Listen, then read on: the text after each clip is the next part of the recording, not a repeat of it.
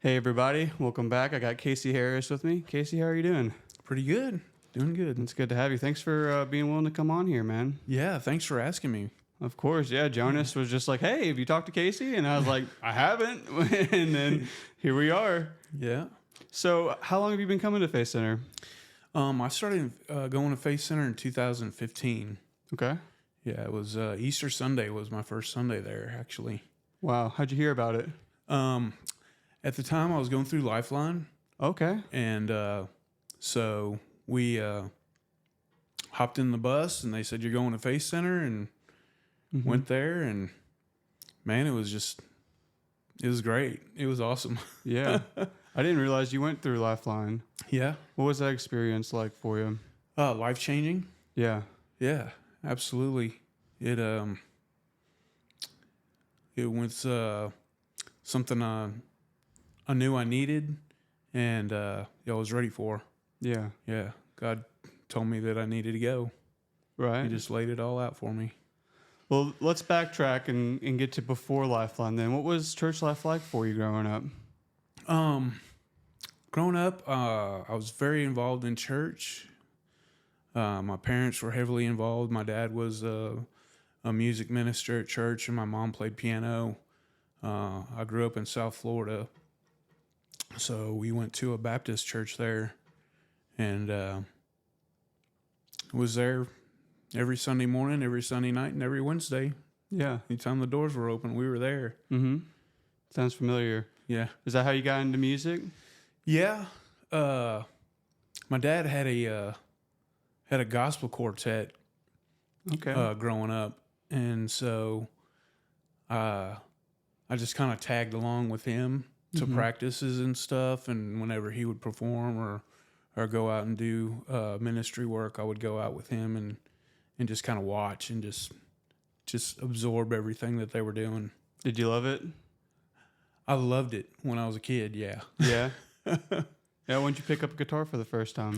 I was 15. Okay. Yeah.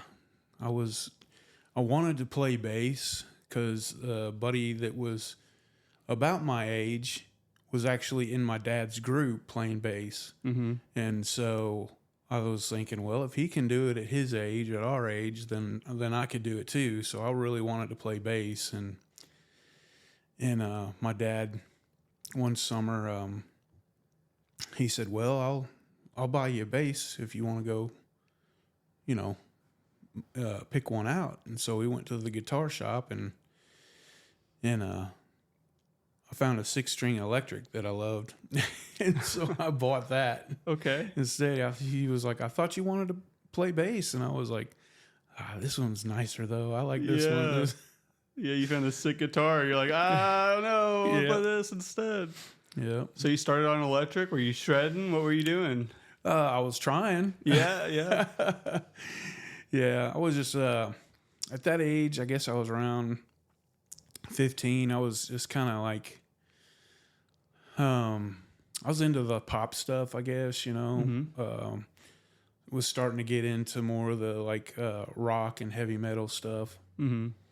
So you said you loved it going and seeing your dad play when you were a kid. Yeah. And when did that kind of start changing where you kind of got too cool for it or kind of grew out of it?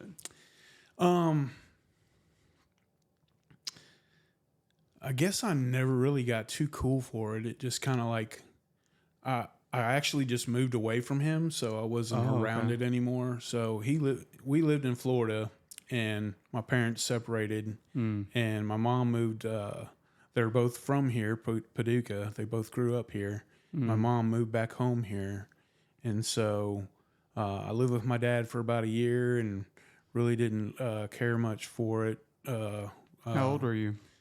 At that time, I was around 12 or 13. And so I had a new stepmom, and really didn't get along with her that well. Loved her, but we just didn't get along. Yeah. So lived with my dad for about a year, lived with them, and my mom had moved back up here to be closer to family. So I came up for a visit one summer and had a blast. The people here in Kentucky are just worlds apart from what they are in Florida, South Florida. And so, little anecdote, we were driving down the road and we were passing this vehicle, and the person in the car that was passing waved, and so my mom waved at him, and I said, "Well, who is that?" And she said, "I don't know." I said, "Well, what was he waving at you for?" And she said, "Oh, he's just being friendly." Yeah. And I was like, well, to me, that was unheard of. They didn't wave at you in Florida unless they're mad at you or something. Yeah. Especially driving. But, man, I just fell in love with the place and decided to move in with her. So, being away from my dad, I kind of got away from what he was doing musically and just kind of like fell into my own thing. Yeah. Was the divorce hard on you? The divorce was hard on me. Yeah. Yeah. Yeah. Did you have any siblings, or were you an only child? Yeah. I had two older brothers and an older sister. And I was the youngest of that batch. Mm-hmm. Yeah. So it was really hard on me. I felt abandoned because everybody grieved in their own way, and it was everybody kind of just isolated. Yeah. I was just talking about that with my wife. Just went to my one of my best friends passed away a few years ago, and so his birthday just happened a couple days ago, and his family, his brother, his stepbrother, but his brother and his stepdad wanted to do a little thing for his mom, and so we met up at her house, and I was talking to Jody about that grieving thing, and it's like it does make you isolate. It's like you're so in your grieving that you forget to reach out to the others who you could be grieving with, and it's something that we so commonly do as people. Is like I was talking to her, I was like, I haven't even asked you how you feel about Zach passing. Right. I mean, I know she wasn't as close to him as I was, but I still should have been courteous enough to even like ask her how she felt. Right. You know what I mean? So what did you do with that isolation? Man, I just, I guess I owned it, I just,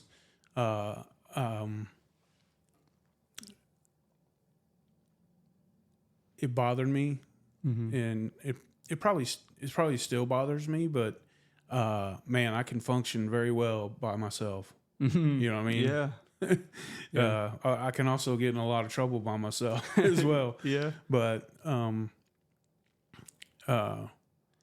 I just was very independent as far as the things I wanted to do. I don't know how else to say that. I just I was able to cope with it that way. Yeah.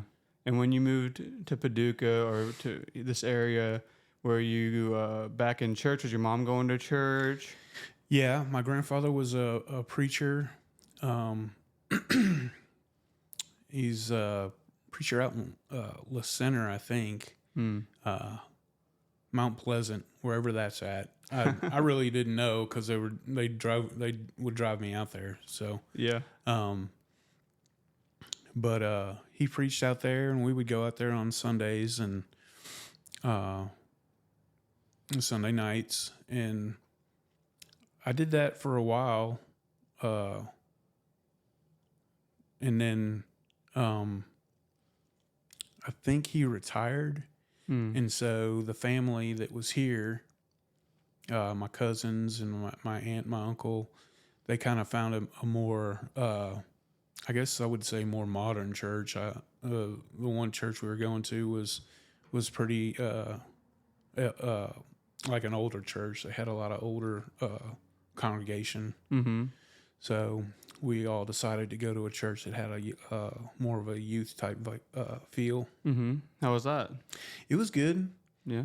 Yeah. I met a lot of good people there, a lot of friends. At that point in my life, I was kind of like fighting against it because I didn't want to get up on Sundays and go, Yeah. I was getting into that independent stage where I kind of wanted to do my own thing. Yeah, I remember those days because my family was faithful. Like, we're going whether you want to or not. And they were, you start getting to that age where you're like, I really don't want to. Yeah. And, I've talked about it on here 100 times, but you've got to build that faith for yourself. Because as soon as I was old enough to not have to go, I moved out, I didn't go. And there was a long season of not coming to church regularly. Was it similar for you? Back then, yeah. There was a season where I didn't go, and then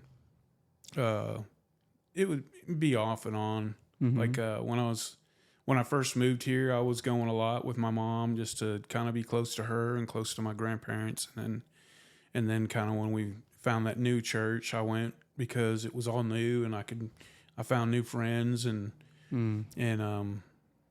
started interacting with them, those people, and then I kind of got into with the wrong crowd and kind of stepped back from church a while. And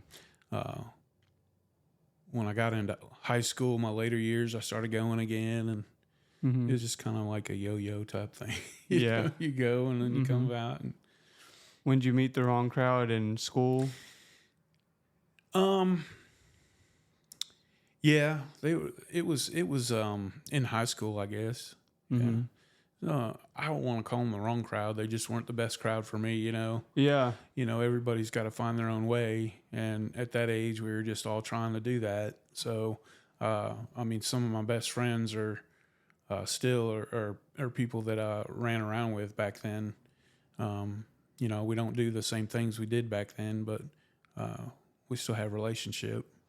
I like the way you put that because I have some brothers that grew up in high school with, and they're great guys. I mean, I love them. They're like my brothers to this day. Some of them are, but they were the wrong crowd for me at that time. And I wasn't sure enough of myself to say no. I was just saying yes to whatever we were doing. And we got ourselves into some really dumb situations, I became a humongous stoner, just wanted to smoke weed, and that's really what I based my whole identity on.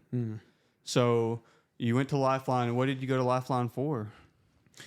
Well, that's a kind of a long story to get to, but I kind of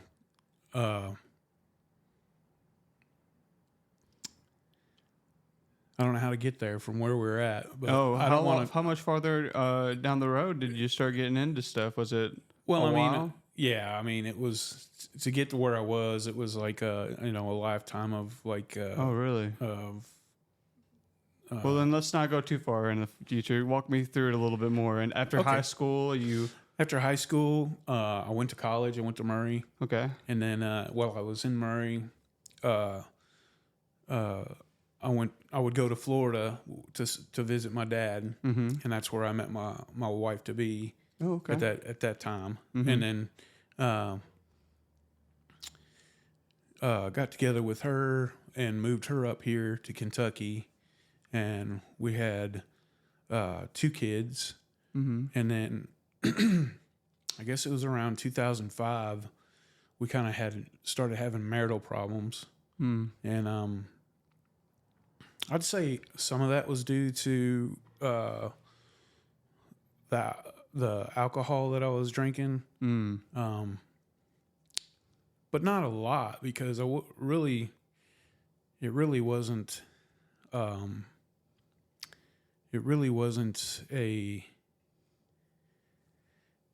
really didn't have the money to Right.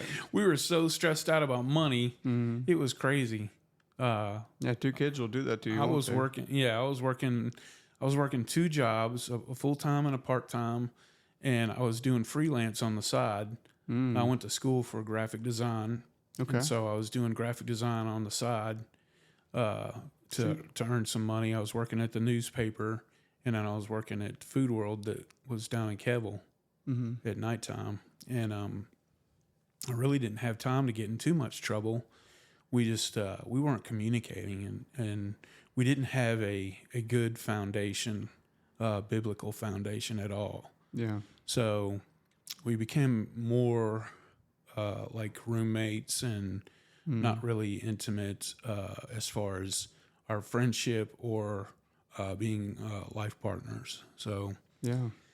Was she working too? she was working Yeah. a full-time job and then taking care of the kids. So we were pretty all stressed. We came to a point where we split up. We had been married for about 5 years, and my dad, who had lived in Florida, had moved to Tennessee to be closer to my brother because him and his wife had become disabled. Oh. And they had 2 kids that were, I guess, about 8 or 9. They're probably 8. And so they moved to Tennessee to be closer to my oldest brother. And so What happened? as far as her disability, Mm-hmm. yeah, my stepmom, she was had a lot of thyroid problems and was obese, where she couldn't walk, Right. and so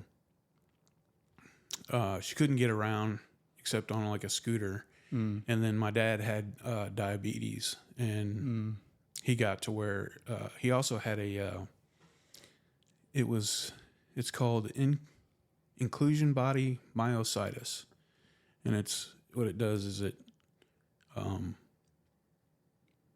eats away the muscle tissue in your body, and it's like a neurological thing.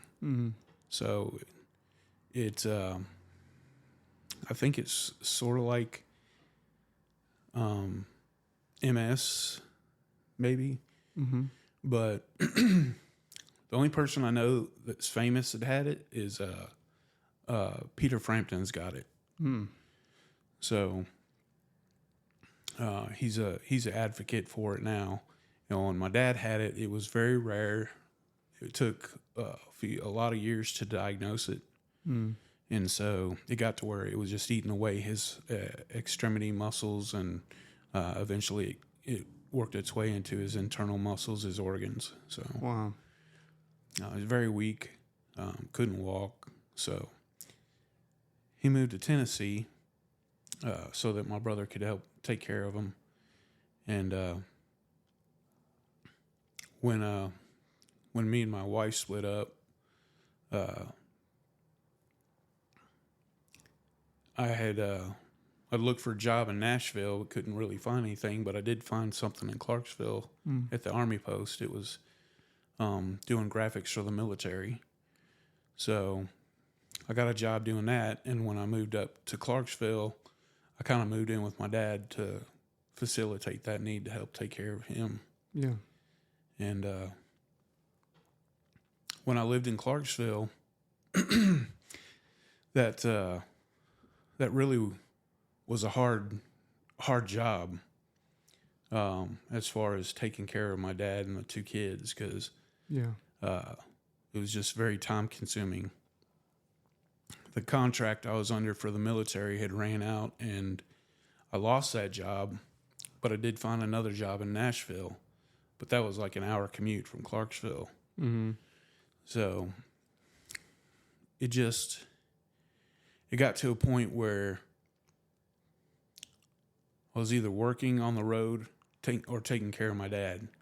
Yeah. So And you had your kids with you too, or? I did not have my kids. Okay. My kids were here in Paducah with their mom, but I would come see them every other weekend. It was Gotcha. one thing I was like, my dad didn't ever really make that a priority, so I was like, for sure going to make that a priority. Yeah.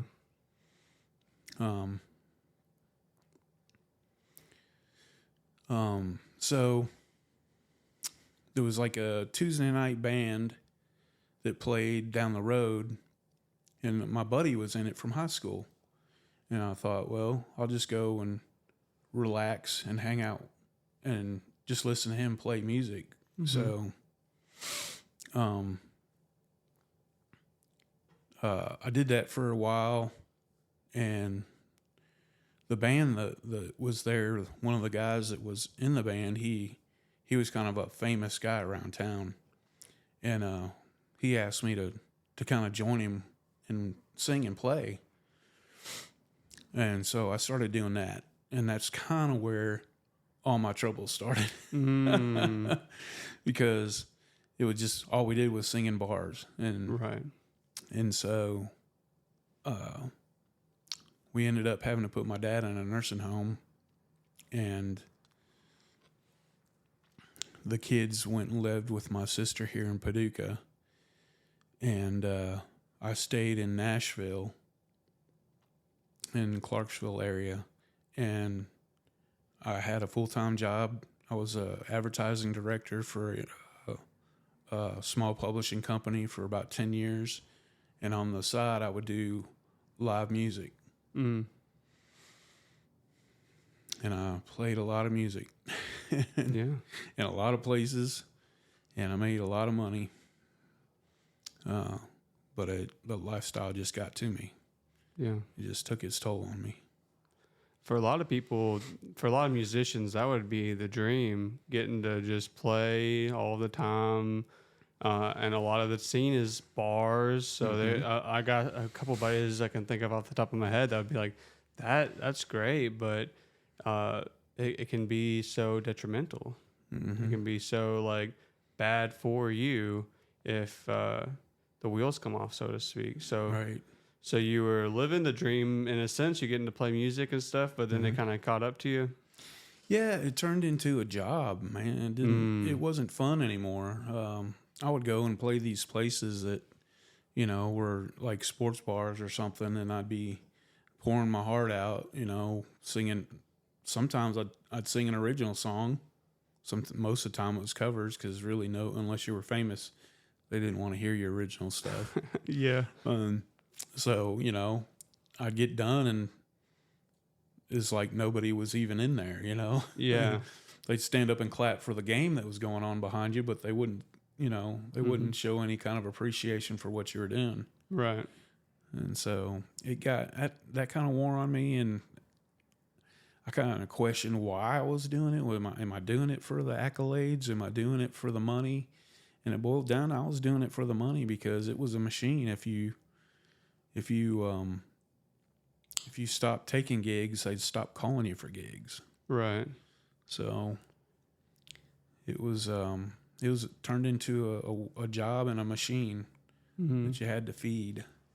Yeah, and you kind of lose the inspiration to just play music, right? If I wasn't in a bar, I didn't pick up my guitar. Yeah. My practice time was at the bar. Right. Yeah. If I wanted to learn a new song, I'd learn it at the bar. So what happened next? So, I started kind of getting into trouble, mostly because of the alcohol and the lifestyle I was in. A lot of relationship troubles, and I started getting into legal troubles. I got first DUI I had was in 2010. Then I got my next one in 2013, and then my third one was in 2014, and that's kind of where it came to a head, where I was like, I had enough. Yeah. I have a past with alcohol addiction, so I honestly don't know how I didn't ever get a DUI. I mean, there's so many. I should have had one. You know what I mean? And I have a buddy who's gotten 3 of them, or 2 or 3 of them. But regardless, it's like it's so hard to have any kind of balance with life. Whenever I was drinking, I didn't have any balance, and it gives you that false sense of courage, like I'm good and I can drive. And so you have the third DUI, and then you're like, okay, something's got to give. Well, it was my sanity. Right. It was my sanity that gave. Mm. And I,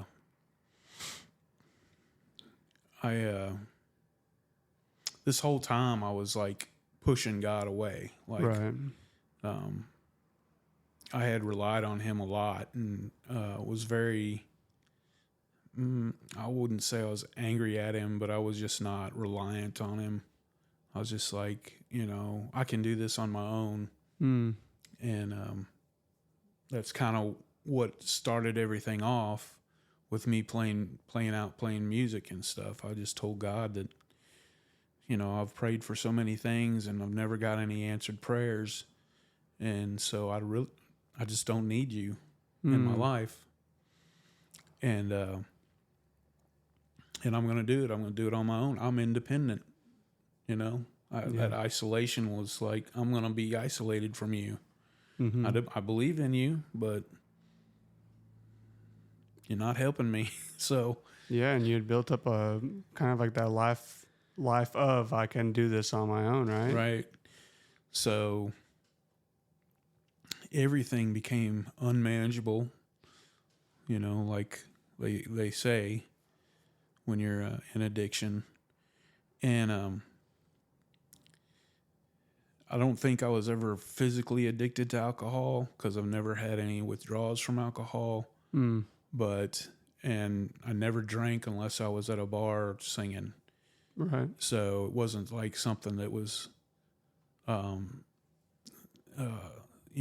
would be I've gone to a couple rehabs and I'd hear these stories of people saying they're drinking a handle a day or 2 handles a day. And I'm like, I can't even imagine that, I don't know what that's like. And a lot of people told me I wasn't an alcoholic. A lot of people told me I was an alcoholic. All I know is that my problem was me. Right. I was addicted to what I wanted to do. Mm.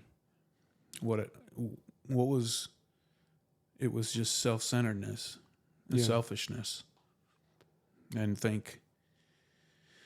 I thought about my kids and I thought the things that I was doing was for my kids and for my family. But ultimately it was for me. It's what I wanted to do. And so I was in jail and I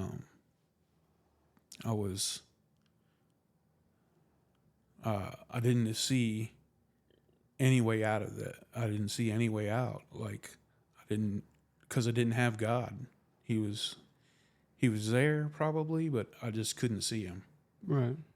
My eyes were shut to him being able to help me. And so when I was in jail, I figured the only way for me to get out of my mess was to commit suicide. Mm-hmm. And so I got out of jail that weekend, and that was my goal. I ended up attempting suicide, and it was about a week process. It was all a big blur. Really I don't remember a lot of it, and I don't want to go into a lot of gory detail. But I laid in my bed for about 4 days, and nobody reached out. Like, people from work didn't call me.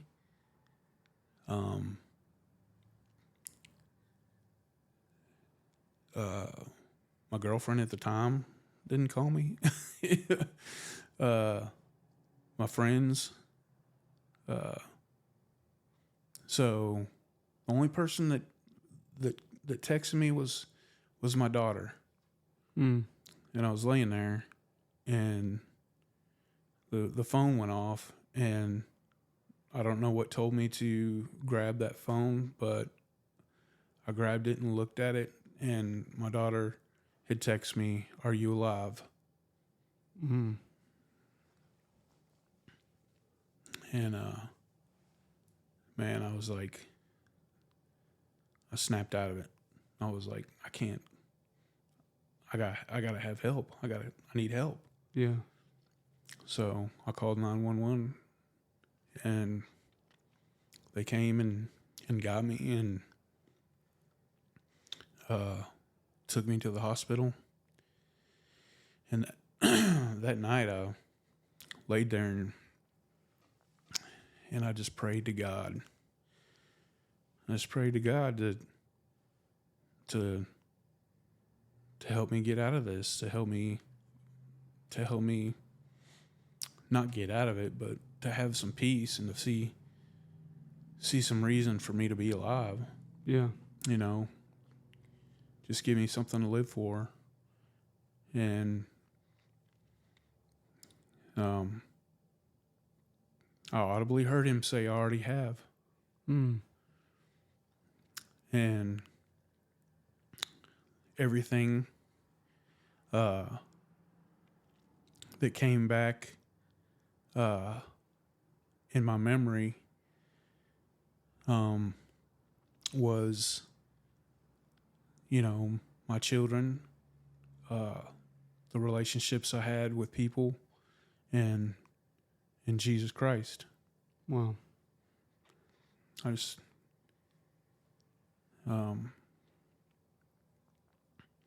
it was I don't know, it's hard to describe it. Yeah. Had you dealt with suicidal thoughts before? Once before, yeah, Yeah. when I went through my divorce. And I know you don't want to go into the details, but she texted you, your daughter did, a few days after you had already attempted it, and no one checked in on you. And so whenever they found you, they had to take you to the hospital to help you out.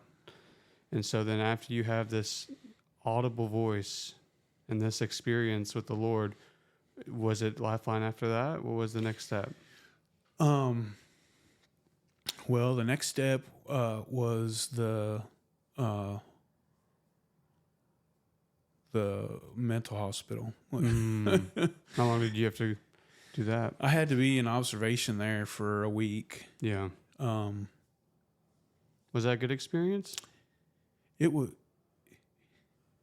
and it wasn't. I went there, and what had happened was I was there for like three days, and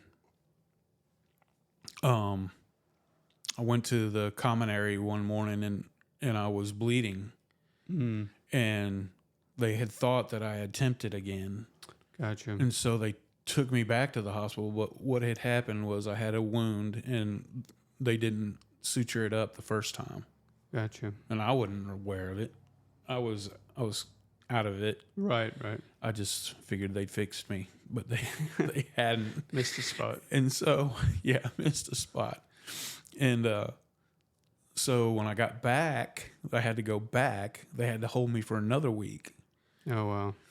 So I was there for a lot longer than I thought I would be. And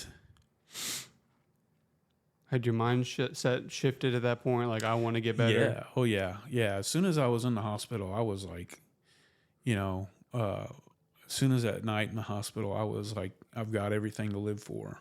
I wasn't happy. I still had a lot of things I had to face. Right. So I was still in kind of a depression. But I did have a certain amount of peace. I remember them saying that, that I attempted again, and I was very adamant, like, I don't want that like written down anywhere, because I didn't. It was just they didn't sew it up. So yeah, like, I don't know if that was even important at that time, but it was important to you though. Yeah, it was important to me. It was important to my family. I didn't want my kids to think, that I was trying to do that again. Yeah. But I got out of there, and I had a warrant for my arrest because I'd missed a court date while all that was going on. And while you were in the hospital? Mm-hmm. They didn't... Wow. So you had a warrant out for your arrest? There was no, like, No one told him like, hey, he's in the hospital?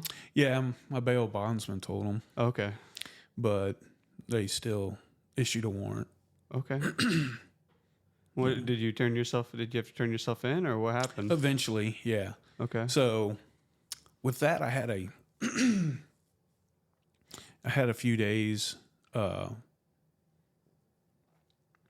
where the bail bondsman had gone in and told him that I was getting out of the hospital. I needed to recoup, and that he would be bringing me in. Mm-hmm. And so, well, I was out. I was on a bracelet for alcohol monitoring. Oh, mm-hmm. So he kind of had tabs on me. Right.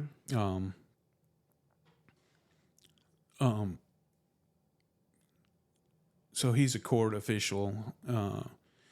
So he got me to where I had enough time to heal, and and I could turn myself in. Gotcha. So I had reached out to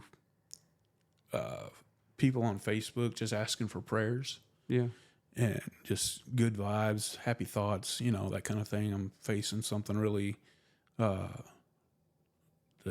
troubling, and just need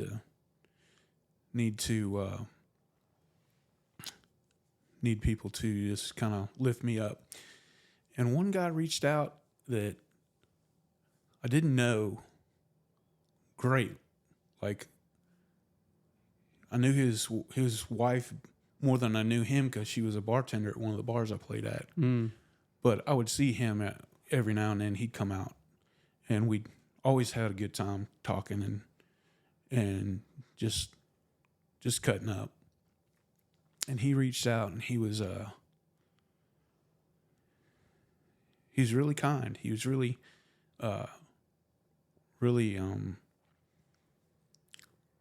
interested in what was going on. So I told him everything, and he was like, "Wow, man, I want to help you out." And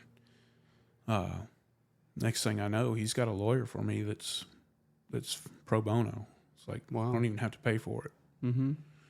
And so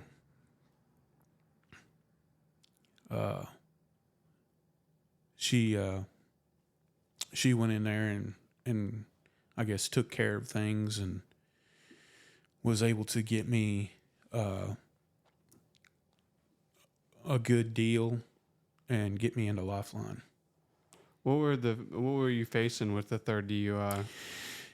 The third DUI in Tennessee was it was 4 months in jail. Wow. And I'm not for sure how much money, but it was quite a bit. Yeah, I'm sure. Quite a bit of money. You lose your license for, I think it's 5 years. Mm.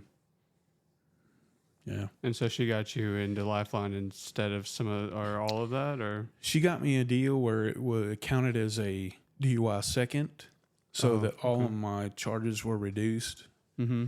and that the fines were reduced as long as I did Lifeline. Right. And when I had got out, I came here to Paducah to stay with my sister. I wasn't staying in Nashville anymore. Mm-hmm. And, I told her, I said, well, I've been to a couple rehabs, and they're 30-day rehabs, and there's nothing there, for me that I haven't seen, and it's just not sticking. And Yeah. I just don't know what to do. And she said, well, there's Lifeline.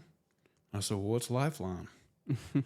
She said, well, it's a faith-based ministry that they take you in and they do rehab. And I was like, okay. She said, well, here's some literature. And it was like something that was in her church brochure or something, that, her bulletin or something. And it was like a whole book on Lifeline. And I was like, okay. I was reading it, and I was like, this is it. Mm-hmm. This is where I'm supposed to be. And you're going to get help for you, right? Like, you still feel like it wasn't really for necessarily being like an alcoholic, but more just so for you, right? Or a little bit of both. As far as being an alcoholic, Yeah. I didn't think I was an alcoholic. Right. I still don't think that I was addicted to like physically addicted to alcohol. I really Right. don't think I was. I was a alcohol is not the problem. I was the problem. Right. And there's a lot of controversy with that. I know there is, Yeah. because a lot of people say that if you have a problem with alcohol, that you're addicted to alcohol. You black Yeah. out, you're addicted to alcohol. Yeah. Um, uh, maybe I was. I don't know. I just don't mess with it. So Right. I just I feel like for me, I feel like I definitely was addicted to alcohol, but it does change who you are. Like it Absolutely. does change who you are. So Absolutely. I see what you're saying. And when you were looking at Lifeline as a rehab, you're like, I need to get sober. But it wasn't like this, like, alcohol is this big, big thing. It was more so like in you, you needed to change, right? I need to get sober. Like I need to get sober. Like I need to get right. Right. You know what I mean? I need to Yeah. get right, and I need to get right with God because I pushed Him away for so long. Right. I'm not going to test the waters and go out and drink and drive and get stupid. Right. Not Right. not going to do that. It's not worth it. Mm-hmm. And so then you actually go to Lifeline, and it was life changing. It was, yes. What about it was so life changing? Was it the people? No. Was it your heart? You feel like it was because you were ready? It was God. I Mm. mean, I encountered Jesus there. When my sister took me there for the interview, they had to do like an intake interview. I was like,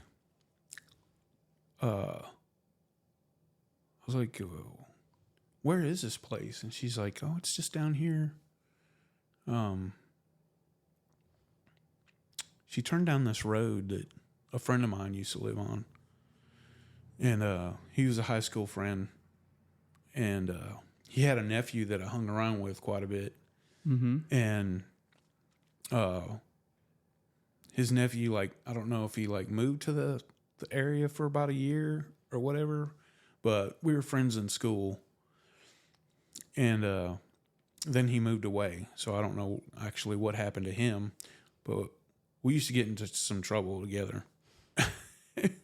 And so she's driving down this road, and all of a sudden we pull into this house, and we pull up to the Lifeline house, or to the offices, and up on the hill is the house that this kid used to live in. Mm-hmm.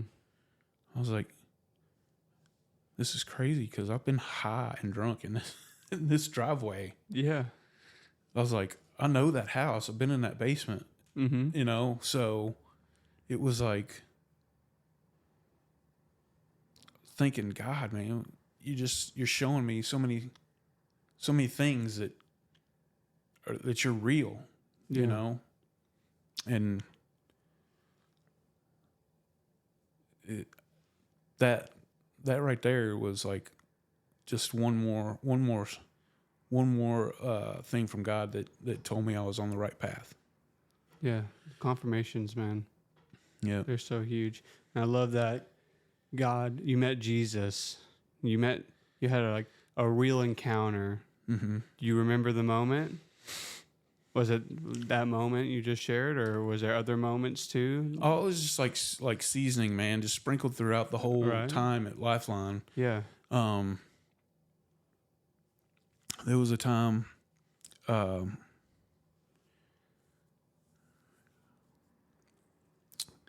that it was I don't know when it was, but John Aiken had come and to teach our class. I'm not remembering what class it was, but man, he was awesome. Yeah. And I remember just like being amazed at like how he could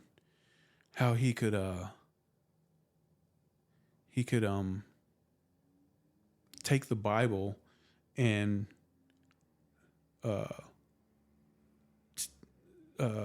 explain it in such a way that I could understand it, Right. because I've never experienced that before. Yeah. You know, it was always something that was shouted at me, or something that was read to me, and I just really didn't understand the context, or why things were happening, and how it related to the world we live in now. And it was just like such an eye-opening experience to hear him teach. Yeah. And we were in class one day, and he started prophesying over some of the guys in there. Mm-hmm. And the whole time he's doing this, he's like talking to this guy and talking to that guy.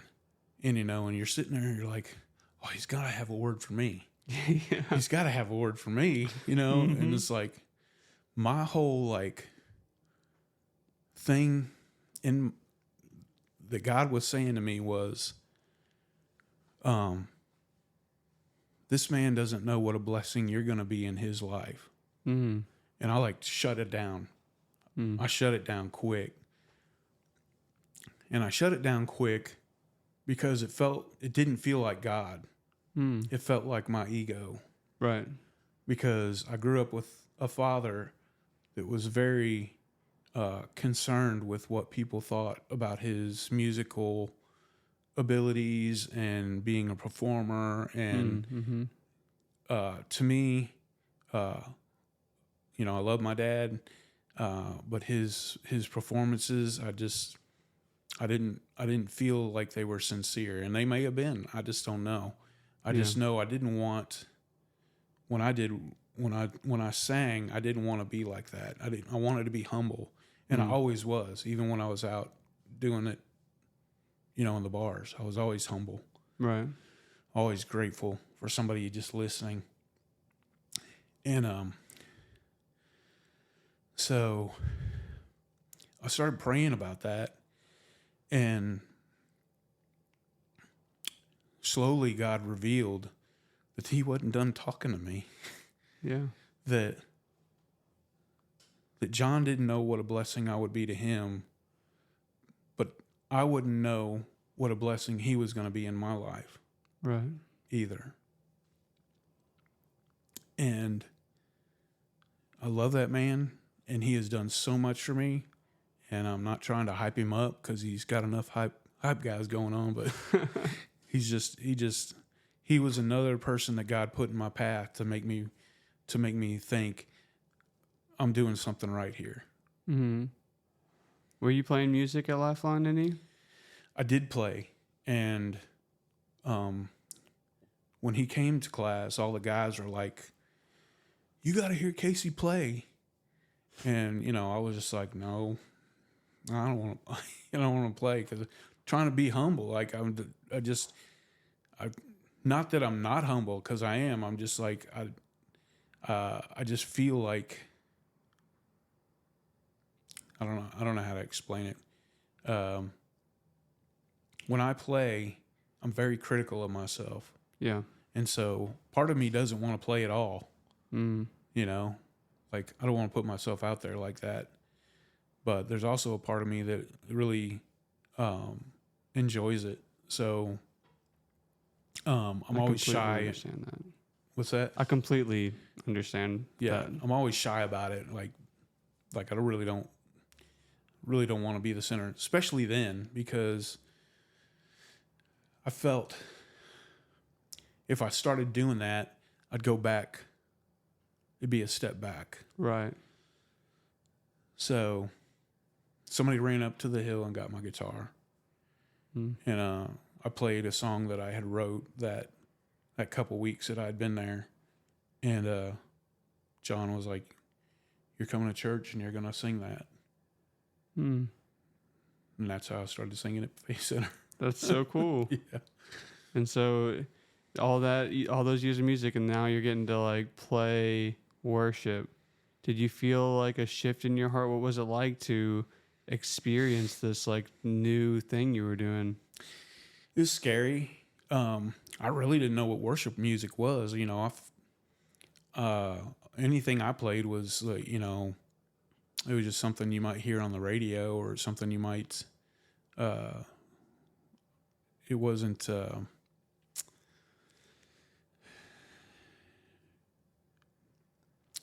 free flowing or Mm. spirit led. It was just kind of like verse, chorus, verse, chorus, bridge, chorus. You know what I'm saying? Yeah. And which most songs are, but worship music's just a little bit different in its arrangement, and so I just wasn't used to it. And actually, Caitlin kind of showed me my first worship song. It was "Set Afire," and I was like, "This is really easy." Yeah. There's really not many words to remember, which I Yeah. had a problem with, like remembering words. And so I was like, this is super easy, but it's super fulfilling, and people are singing along. Yeah. Like, people are reacting to it. Right. And when you're in a bar, you might have 1-2 people are singing with you, Mm-hmm. maybe, if that. So you don't get that cycle of like energy or Yeah. connection like you do with worship. Like, God is sending you your gift to do this, and you're leading the people in doing it, and they're giving it back Yeah. to God. It's like this beautiful cycle of worship. It's just amazing. Yeah. And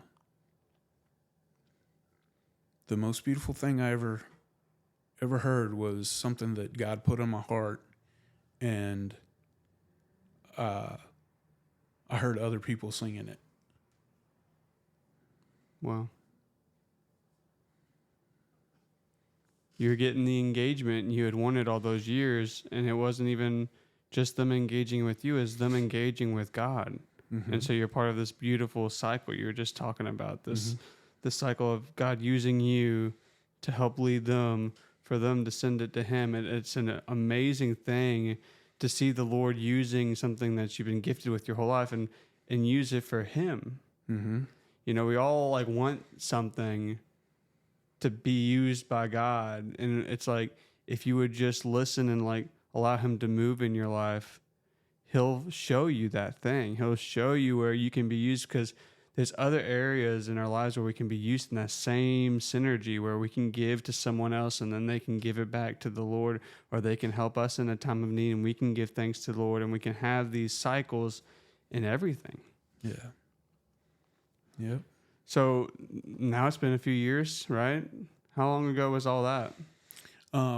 Well, I started in 2015 on, not for sure when it was. I guess it was really soon after I graduated Lifeline. Then I could like go and do whatever I needed to do as far as church goes. Yeah. So it was like the end of 2015. Mm-hmm. And like your relationship with your kids and all that stuff, were you able to just jump right back into it, or? My daughter has always been by my side. I mean, she's never faltered in that. Like, I'm sure she's had, her heart hurt by me because of everything. But she's always been there for me. Yeah. My son, when I got in trouble, he had a few choice words for me. He called me a lot of things, and he was right. He was absolutely right. Everything he said about me was true. Everything. I was immature. I was selfish, self-centered, foolish, I think, trying to remember how old he was.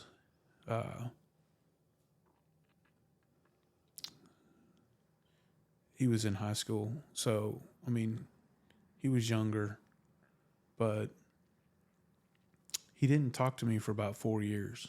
Mm. And that really hurt. And I tried. Like, I wrote him letters in Lifeline and invited him to, to hang out and go out and do stuff. And he just never spoke to me. And I prayed about it every day. I know a lot of people in my life prayed about it. There was a lot of people that prayed for me and him. And now we work side by side together. Wow. Have for 5 years now. Wow, that's awesome. Laugh every day. Praise the Lord. Yeah. I was talking to Jamie Futrell on here, and God turns everything to good, like all things for good.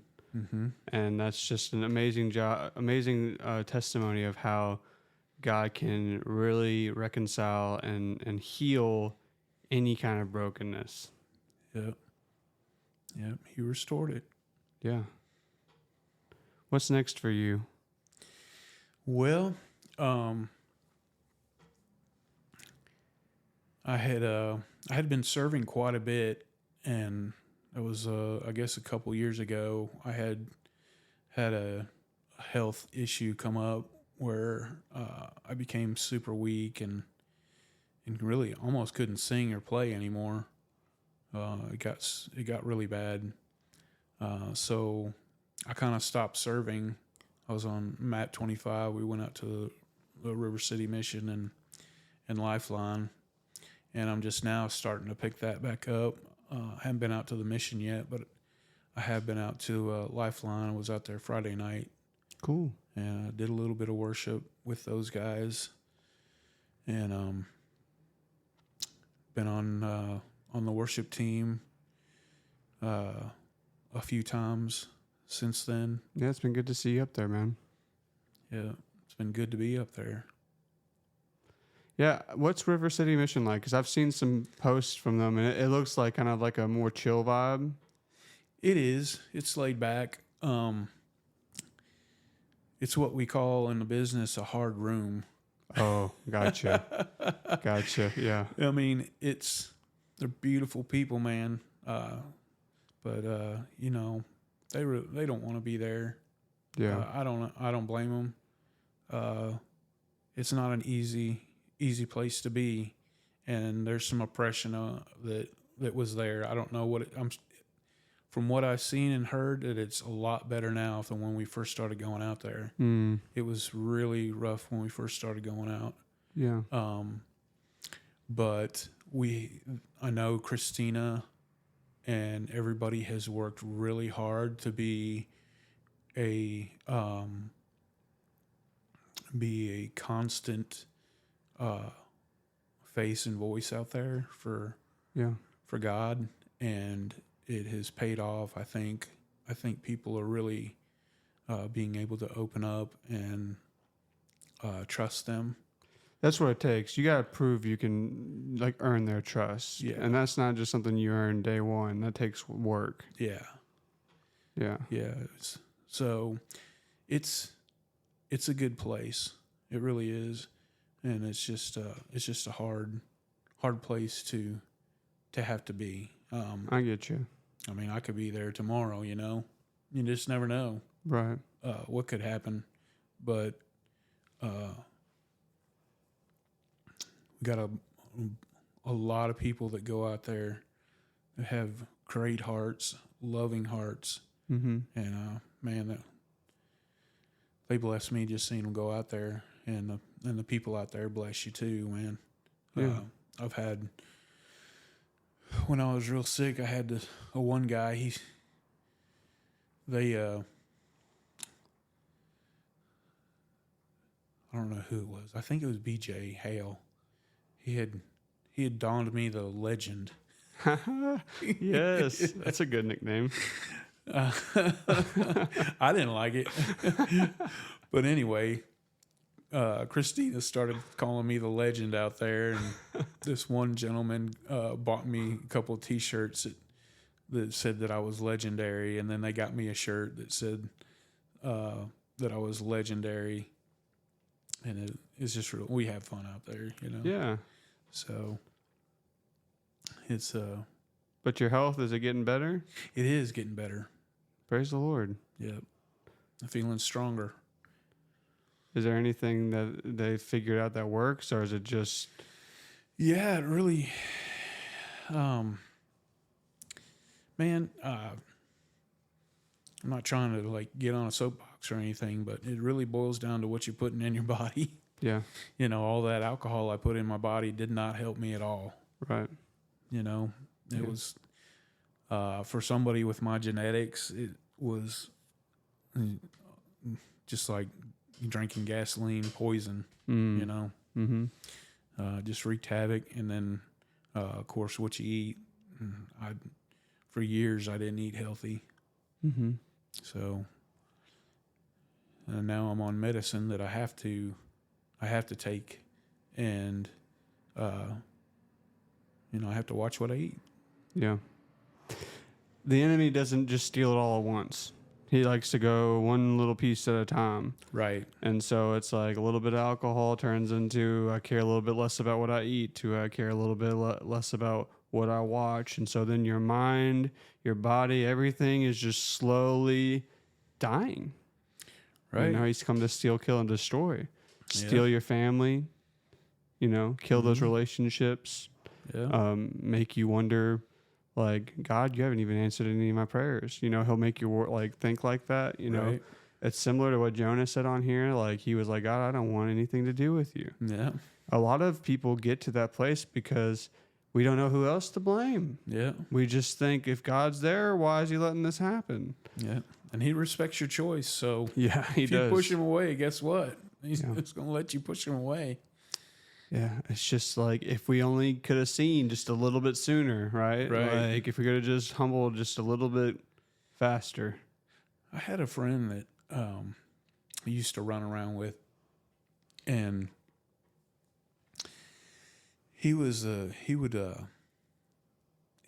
odd.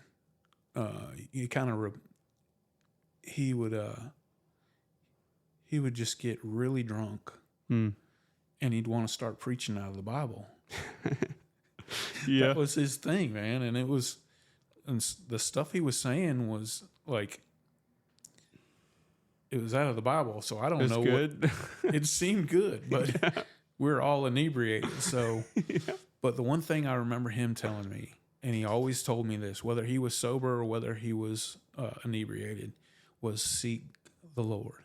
In everything, seek the Lord. Yeah. Hey, man, he's still my friend today. I don't hang around with him because he does things his own way. But right. I'll always remember that. I'll always remember him telling me to seek the Lord. And it didn't register when I was hanging out with him. I didn't want to hear it. I was just like, I don't want to hear that stuff, Right. But he was right. I need to seek the Lord in the things that are happening in everything, Yeah. That's why words like Pastor Jeff gave Sunday are so important to hear every once in a while. To remember that God is holy, God is set apart, and that we have to strive for that ourselves. Right. And obey to the best of our ability what our spirit is telling us. Not everyone's going to live the same lifestyle. Right. There's going to be people who are okay with having a beer and talking about the Lord. Well, I tried that and it didn't work for me because I would drink 5 too many, right? And then I would be talking about God. And that's just, that wasn't what my witness was supposed to be. No.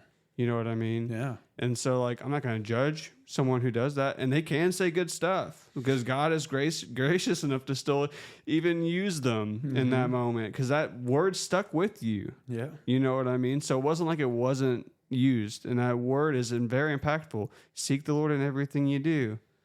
That sounds simple, but when you put that to practice, that takes an effort to really put it into practice, right? You're not going to just see it Yeah. if you don't put in that practice of thinking that way. Yeah. Because your mind will think of 100 different things. Yeah. Something I have to remind myself every day, especially at work. Oh, yeah. You know what I mean? You know, Yeah, if you're on the computer, yeah, or whatever. yeah, I'm like sitting there and somebody comes in and, you know, they're mad about something and they get me all riled up. And it's like, man, I need Jesus right now. Come on. Yeah.